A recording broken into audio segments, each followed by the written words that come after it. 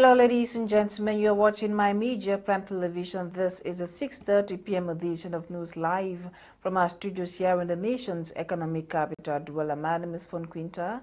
The news starts now. Many Cameroonians have been decrying the price hikes of basic commodities in the market, with some attributing it to the difficulties that come with the month of January.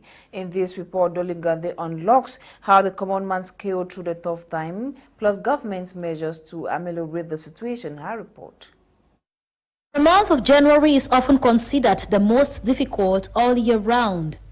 Many hypotheses point to the numerous end-of-year festivities, which not only demand extra spending, but also lead to price hikes in the global market.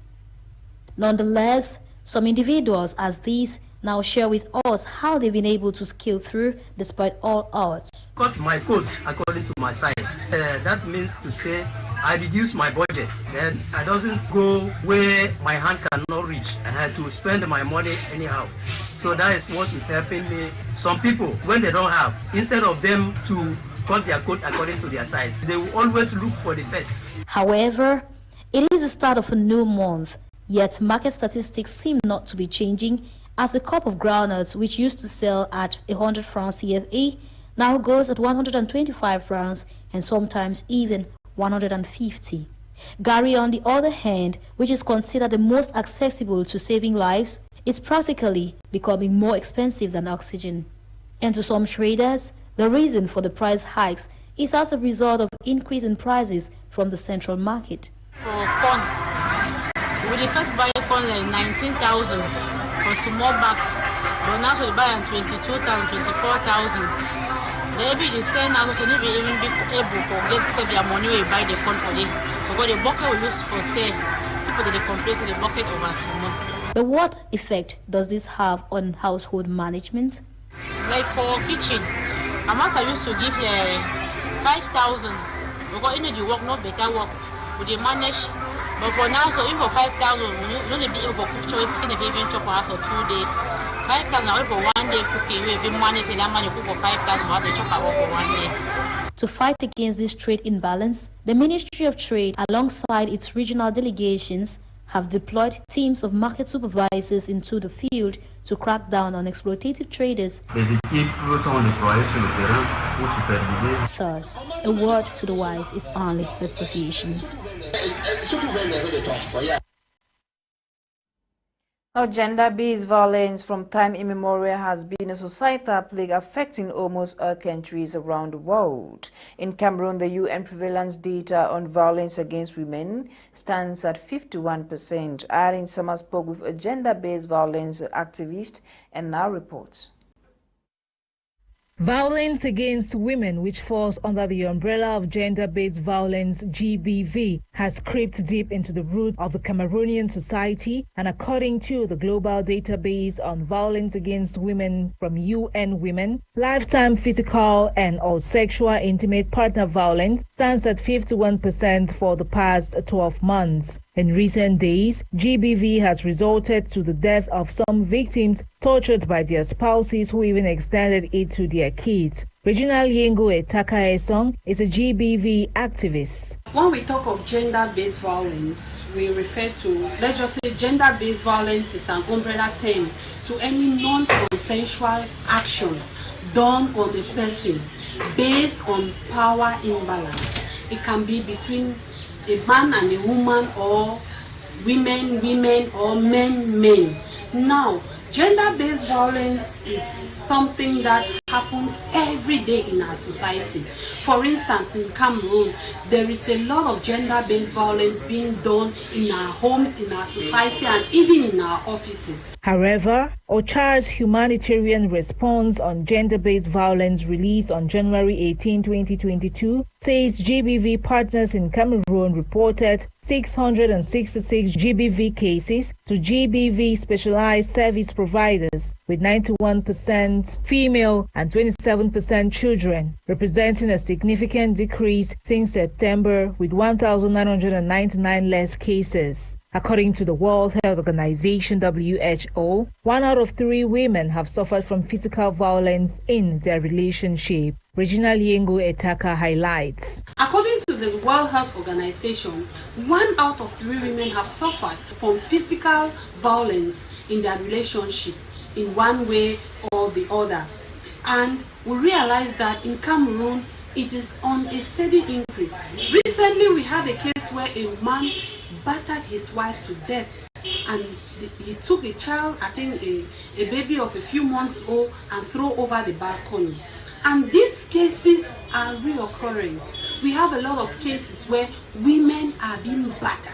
Women are being beaten on a daily basis, but yet they tend to stay quiet. Women don't want to talk. The gender-based violence activist says in order to combat these high rates of GBV in the country, women must start talking. It is high time we start talking. It is high time women start calling, saying the things the way they are. Because staying quiet, we realize that staying quiet is killing a lot of our sisters out there. A lot of women die because they don't want to talk. So it is good to talk. Get to relatives, get to friends, get to neighbors. With this, you can have help because you don't know who can help you in one way or the other. She added that, being in a chauvinist world, women are vulnerable to GBV and must prepare a safety plan. So the best thing is to communicate. Staying quiet will not help. We find ourselves in a chauvinist world where the man is in control. As such, women bear the brunt when it comes to gender-based violence. A lot of women are being violated upon. We are not saying that men don't suffer violence. We have a lot of men that suffer from physical and psychological violence in their relationship. First, if you know that you are in a violent relationship, sister, make some safety plan. Note here that in all, incidents reported to OCHA included 33% physical assault, 19% emotional abuse, 15% rape, and 6% sexual assault.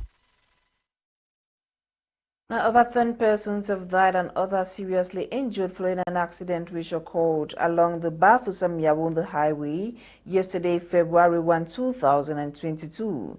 The deadly accident attributed to overspeeding involved a truck and a picnic vehicle. The injured are currently receiving treatment, while corpses of the deceased have been deposited at the Bangate mortuary.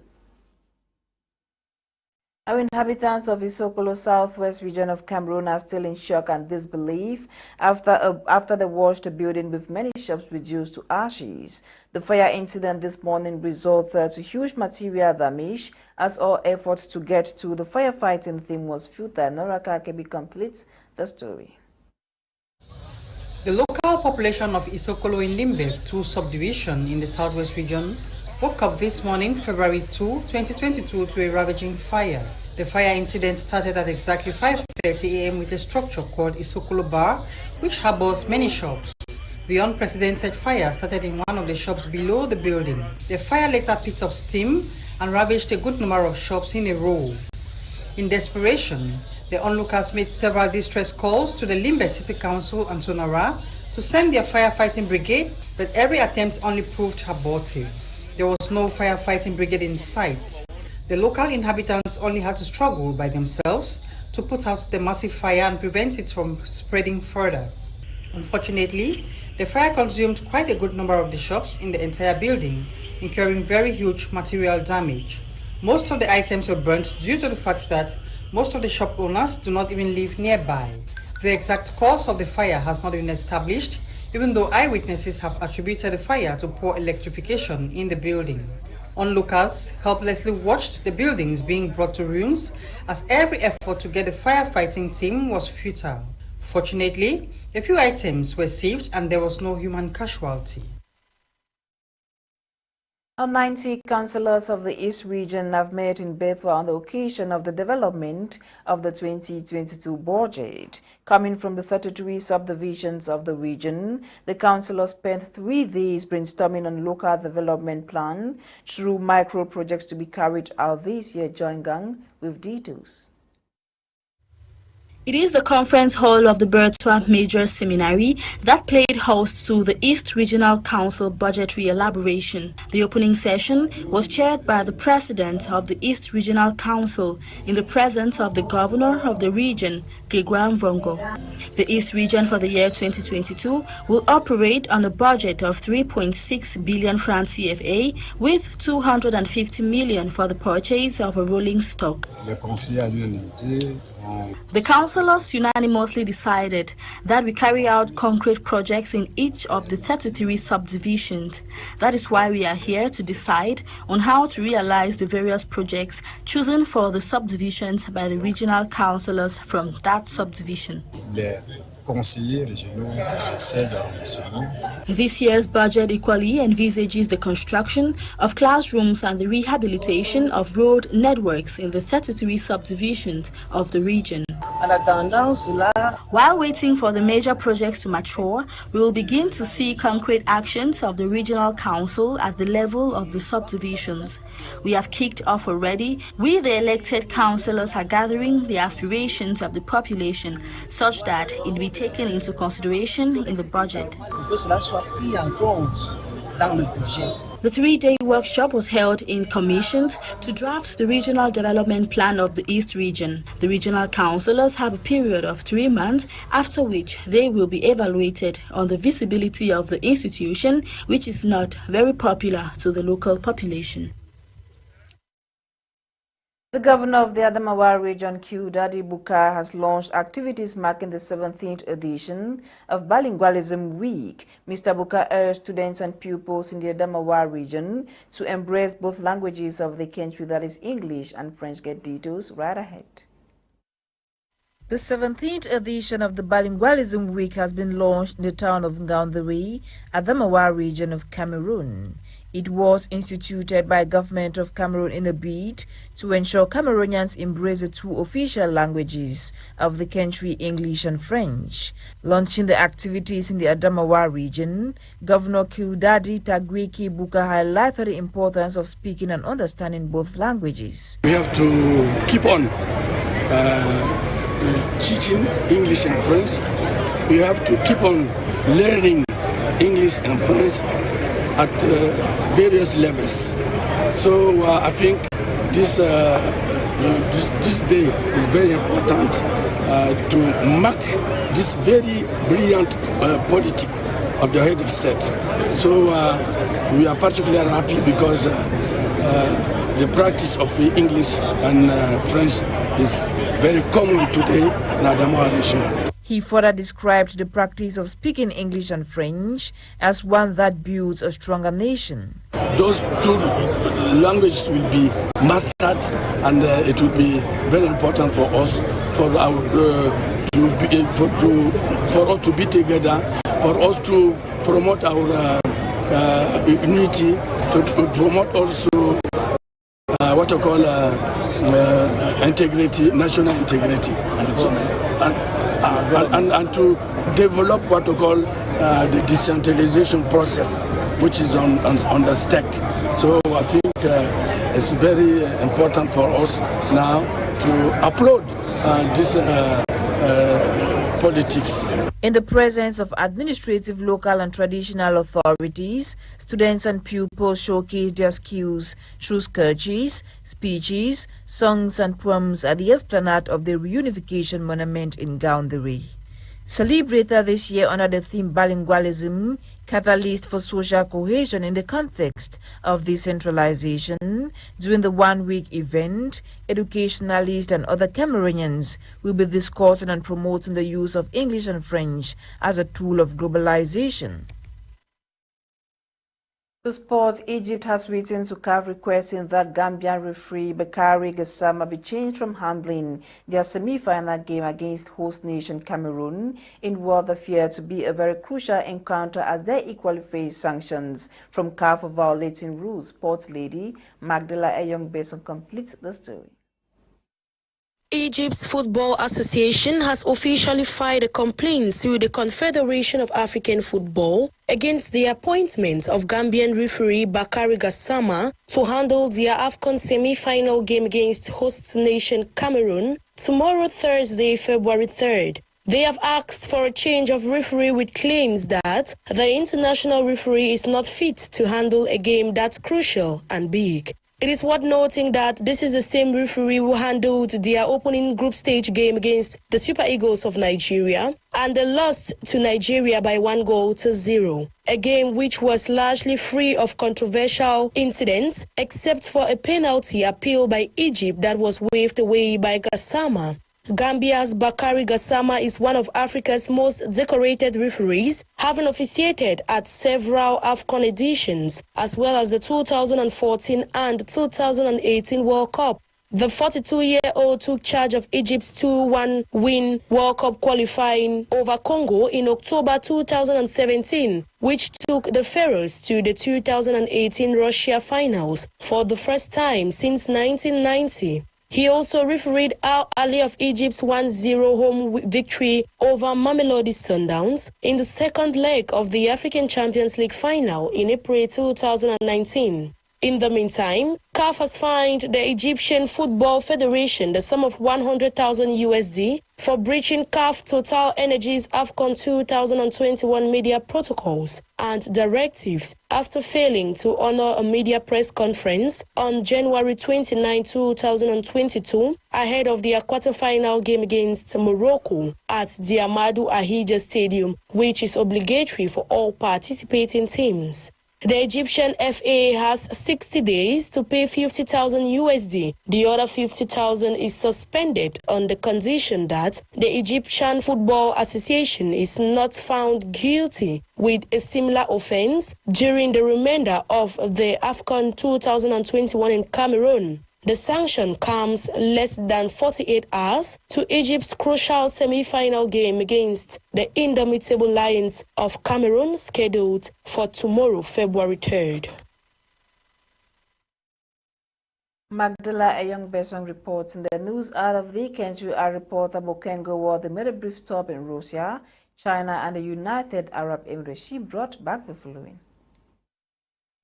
Touring the world this day, we kickstart with China, who celebrates the Lunar New Year. This event is known as one of the most important celebrations of the year among East and Southeast Asian cultures, including Chinese, Vietnamese, and Korean. The event, also known as the Spring Festival, is one that is set aside for feasting, honoring as well as thanking their heavenly deities and ancestors for good luck, prosperity, health, abundance, and togetherness. Each year, the celebration is linked with an animal that guides them through that year. This year's celebration is done under the guidance of the tiger. Moving on, the United Arab Emirates summoned several persons who were found guilty of sharing fake videos showing defense systems intercepting a missile attack into the country by Yemen's Houthis movement. According to the country's public prosecution, the strike was aimed at a base in Abu Dhabi that is hosting U.S. forces.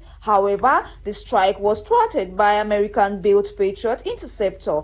The strike comes after a deadly strike on the Ford depot in the country last week. Nonetheless, some unverified footage of the event have circulated on social media, which led to the summoning of this person. It should be borne in mind that the United Arab Emirates prides itself as a safe business haven and global tourist destination. And in Europe, tension mounts between Russia and Ukraine as conflict grows. The Russo-Ukrainian conflict that started in February 2014 when Russia annexed Ukraine's southern Crimean Peninsula seems to have gotten worse in recent times as tension between both countries heightened, especially as Russia have amassed as many as 100,000 troops at the Ukrainian border, despite warnings from U.S. President and other European countries. Though Russia denies planning an attack on